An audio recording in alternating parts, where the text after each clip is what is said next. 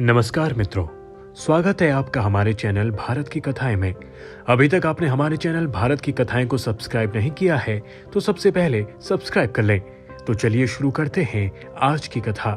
रामायण का हिंदू धर्म में एक विशिष्ट स्थान है।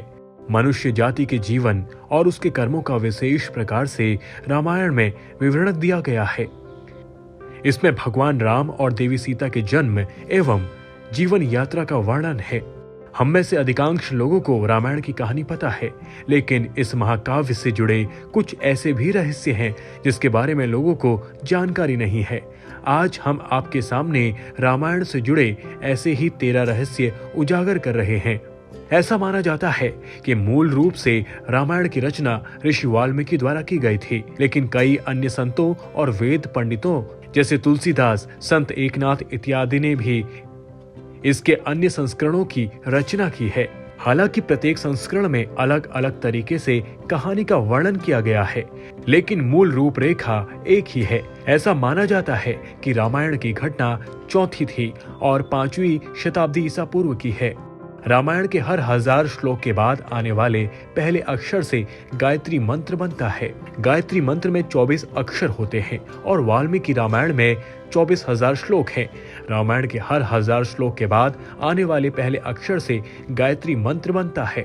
यह मंत्र इस पवित्र महाकाव्य का सार है। गायत्री मंत्र को सर्वप्रथम ऋग्वेद में उल्लेखित किया गया है।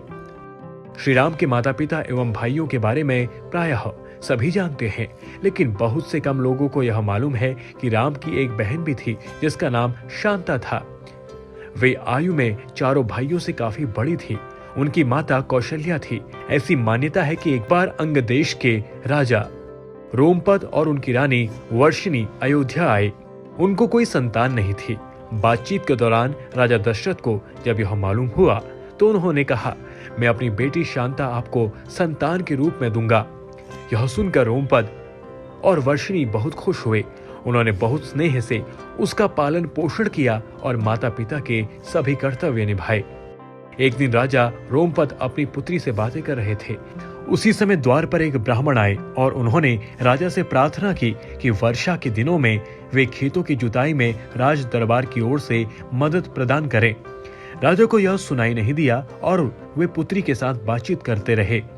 द्वार पर आए नागरिक की याचना न सुनने से ब्राह्मण को दुख हुआ और वे राजा रोमपद का राज्य छोड़कर चले गए।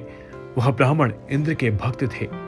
अपनी भक्ति की ऐसी अनदेखी पर इंद्रदेव राजा रोमपद पर क्रुद्ध हुए और उन्होंने उसके राज्य में पर्याप्त वर्षा नहीं की। इससे खेतों में खड़ी फसलें मुरझाने लगी। इस संकट की घड़ी में राजा रोमपद ऋषिरिंग ऋषि के पास गए और उनसे उपाय पूछा।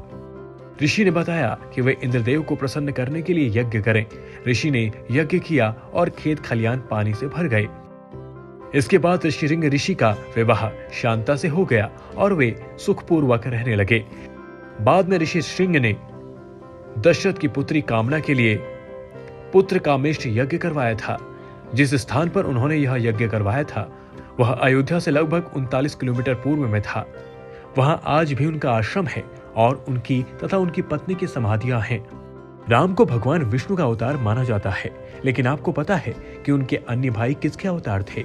लक्ष्मण को शेषनाग का अवतार माना जाता है, जो क्षीर सागर में भगवान विष्णु का आसन है, जबकि भरत और शत्रुघ्न को क्रमशः भगवान विष्णु द्वारा हाथों में धारण किए गए सुदर्शन चक्र शंख शैली का अवतार माना जाता है। हम में से अधिकांश लोगों को पता है कि राम का सीता से विवाह एक स्वयंवर के माध्यम से हुआ था। उस स्वयंवर के लिए भगवान शिव के धनुष का इस्तेमाल किया गया था, जिस पर सभी राजकुमारों ने प्रत्यंचा चढ़ाई। लेकिन बहुत कम लोगों को पता होगा कि भगवान शिव के उस धनुष का नाम पिनाक था। ऐसा माना जाता है कि वनवास के 14 वर्षों के दौरान अपने भाई और भाभी की रक्षा करने के उद्देश्य से लक्ष्मण कभी सोते नहीं थे। इसके कारण उन्हें गुदाकेश के नाम से भी जाना जाता है। वनवास की पहली रात को जब राम और सीता सो रहे थे तो निद्रा देवी लक्ष्मण के सामने प्रकट हुई। उस समय लक्ष्मण ने निद्रा देवी से अनुरोध किया कि उन्हें ऐसा वरदान दे कि वनवास के 14 वर्षों के दौरान उन्हें नींद न आए और वह अपने प्रिय भाई और भाभी की रक्षा कर सके।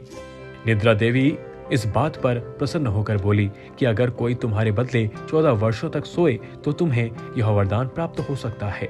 इसके बाद लक्ष्मण की सलाह पर निद्रा देवी लक्ष्मण की पत्नी और सीता की बहन उर्मिला के पास पहुंची। उर्मिला ने लक्ष्मण के बदले सोना स्वीकार कर लिया और पूरे 14 वर्षों तक सोती रही। रामायण महाकाल की कहानी के बारे में हम सभी जानते हैं कि राम और सीता लक्ष्मण के साथ 14 वर्षों के लिए वनवास गए थे और राक्षसों के राजा रावण को हराकर वापस अपने राज्य लौटे थे। हम में से अधिकांश लोगों को पता है कि राम, लक्ष्मण और सीता ने कई साल वन में बिताए थे, लेकिन कुछ ही लोगों को उस वन के नाम की जानकारी होगी। उस वन का नाम दंडकारण्य था, जिसमें राम, सीता और लक्ष्मण ने अपना वनवास बिताया था। यह वन लगभग 35,600 वर्ग मील फैला हुआ था, जिसमें वर्तमान छत्तीसगढ़, उड़ीसा, महाराष्ट्र और आंध्र प्रदेश के कुछ हिस्से शामिल थे। उस समय यह वन सबसे भयंकर राक्षसों का घर माना जाता था, इसलिए इसका नाम दंडकारण्य था, जहां दंड का अर्थ सजा देना और अरण्य का अर्थ वन है। पूरे महाभारत की कहानी में सबसे पेचीदा प्रकरण लक्ष्मण रेखा प्रकरण है, जिसमें लक्ष्मण अपनी झोपड़ी की चारों ओर एक रेखा खींचते हैं। जब सीता के अनुरोध पर राम हिरन को पकड़ने और मारने की कोशिश करते हैं, तो वह हिरन राक्षस मारीच का रूप ले लेता है। मरते समय मारीच राम की आवाज में लक्ष्मण और सीता के लिए रोता है। यह सुनकर सीता लक्ष्मण से आग्रह करती है कि वह अपने भाई की मदद के लिए जाए, क्योंकि ऐसा प्रतीत होता है कि उनके भाई किसी मुसीबत में फंस गए हैं। पहले तो लक्ष्मण सीता को अकेले जंगल में छोड़कर जाने को राजी नहीं हुए, लेकिन बार बार सीता द्वारा अनुरोध करने पर वह तैयार हो गए। इसके बाद लक्ष्मण ने झोपड़ी के चारों ओर एक रेखा खींची और सीता से अनुरोध किया वह रेखा के अंदर ही रहे। यदि कोई बाहरी व्यक्ति इस रेखा को पार करने की कोशिश करेगा तो वह जलकर भस्म हो जाएगा। इस प्रकरण के संबंध में अज्ञात तथ्य यह है, इस कहानी का वर्णन ना तो वाल्मीकि रामायण में है और ना ही रामचरितमानस में है, लेकिन रामचरितमानस के लंका कांड में इस बात का उल्लेख रावण की पत्नी मंदोदरी द्वारा किया गया है। रावण सभी राक्षसों का राजा था। बचपन में वह सभी लोगों को डराता था, क्योंकि उसके 10 सिर थे। भगवान शिव के प्रति उसकी दृढ़ आस्था थी। वह इस बात की पुख्ता जानकारी है कि रावण एक बहुत बड़ा विद्वान था और अपने वेदों का अध्ययन किया करता था। लेकिन क्या आपको पता है कि रावण के ध्वज में प्रतीक के रूप में वीणा होने के कारण क्या था? चूंकि रावण एक उत्कृष्ट वीणा वादक था, जिसके कारण उसके ध्वजा में प्रतीक के रूप में वीणा अंकित था। हालांकि रावण इस कला को ज्यादा तवज्जो नहीं देता था, लेकिन उसे यह यंत्र बजाना पसंद था। इंद्र के शालू होने के कारण कुंभकर्ण को सोने का वरदान प्राप्त हुआ था। रामायण में एक दिलचस्प कहानी हमेशा सोने वाले कुंभकर्ण की है। कुंभकर्ण रावण का छोटा भाई था, जिसका शरीर बहुत ही विकराल था। इसके अलावा वह पेटू बहुत अधिक खाने वाला भी था। रामायण में वर्णित है कि कुंभकर्ण लगातार 6 महीनों तक सोता रहता था और फिर सिर्फ एक दिन खाने के लिए उठता था और पुनः 6 महीनों तक सोता रहता था। लेकिन क्या आपको पता है कि कुंभकर्ण को सोने की आदत कैसे लगी थी? एक बार एक यज्ञ की समाप्ति पर प्रजापति ब्रह्मा कुंभकर्ण के सामने प्रकट हुए और उन्होंने कुंभकर्ण से वरदान मांगने को कहा। इंद्र को इस बात से डर लगा कि कहीं कुंभकर्ण वरदान में इंद्रासन न मांग ले, अतः उन्होंने देवी सरस्वती से अनुरोध किया कि वह कुंभकर्ण की जिह्वा पर बैठ जाए, जिससे वह इंद्रासन के बदले निद्रासन मांग ले। इस प्रकार इंद्र की ईर्ष्या की वजह से कुंभकर्ण को सोने का वरदान प्राप्त हुआ था। नासा के अनुसार रामायण की कहानी और आदम का पुल एक दूसरे से जुड़े हुए हैं। रामायण की कहानी के अंतिम चरण में वर्णित है कि राम और लक्ष्मण ने वानर सेना की मदद से लंका पर विजय प्राप्त करने के लिए एक पुल का निर्माण किया था। ऐसा माना जाता है कि यह कहानी 1,75,00,000 साल पहले की है। हाल ही में नासा ने पाक जलडमरू मध्य में श्रीलंका और भारत को जोड़ने वाले एक मानव निर्मित प्राचीन पुल की खोज की और शोधकर्ताओं और पुराविदों के अनुसार इस पुल के निर्माण की अवधि रामायण महाकाव्य में वर्णित पुल के निर्माण काल से मिलती है। नासा के उपग्रहों द्वारा खोजे गए इस पुल को आदम का पुल कहा जाता है और इसकी लंबाई लगभग 30 किलोमीटर है। रावण को पता था कि वह राम के हाथों मारा जाएगा। रामायण की पूरी कहानी पढ़ने के बाद हमें पता चलता है कि रावण एक क्रूर और सबसे विकराल राक्षस था, जिससे सभी लोग घृणा करते थे। जब रावण के भाइयों ने सीता के अपहरण की वजह से राम के हमले के बारे में सुना तो वह अपने भाई को आत्मसमर्पण करने की सलाह भी देने लगे। यह सुनकर रावण ने आत्मसमर्पण करने से इनकार कर दिया और राम के हाथों मरकर मोक्ष पाने की इच्छा प्रकट की।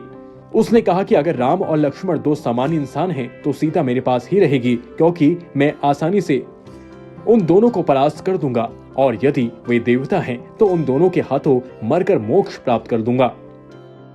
आखिर क्यों राम ने लक्ष्मण को मृत्यु दंड दिया?